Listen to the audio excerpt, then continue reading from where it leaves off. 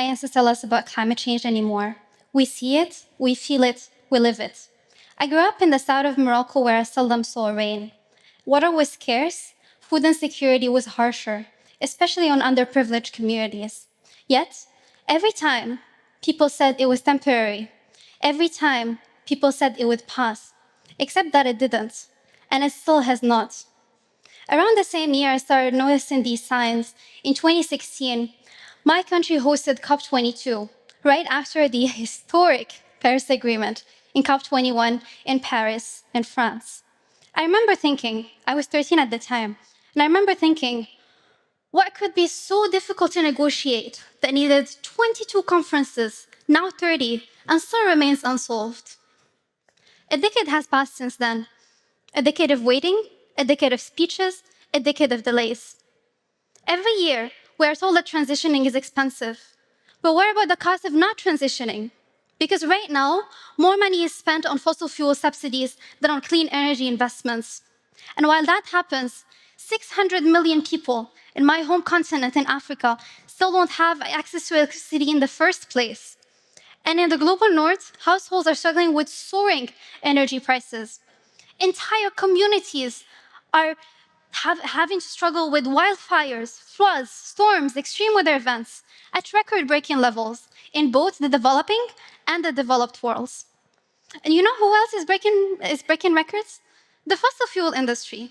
Because in 2023 alone, fossil fuel companies made over $2.4 trillion in profits. $2.4 trillion. That's $6.5 billion per day. 9 million in the past 2 minutes I've been speaking. And how much of that is reinvested into the energy future that we're all here in this room aiming for? Less than 4%. And here's the thing, it's only going to get more expensive. Every delay looks us deeper into dependence on outdated energy systems. Every year of hesitation means more lives lost, more communities displaced, and more irreversible damage to our ecosystems.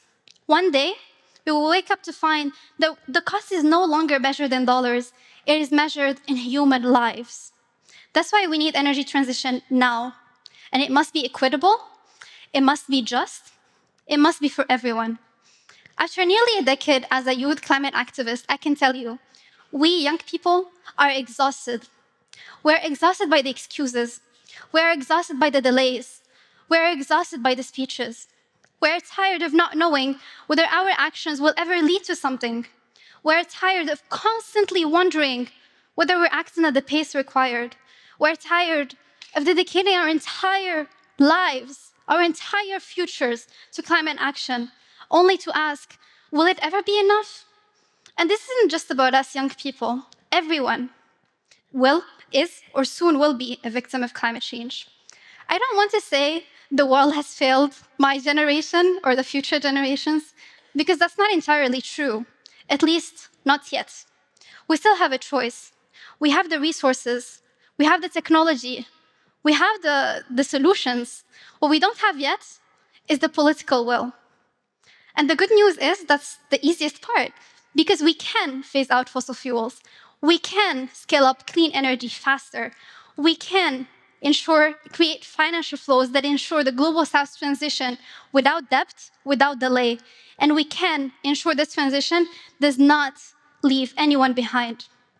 Yes, we are exhausted, but no, we are not powerless.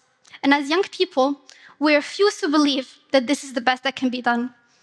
I am supposed to talk about the future in my speech, but will we have a future at all?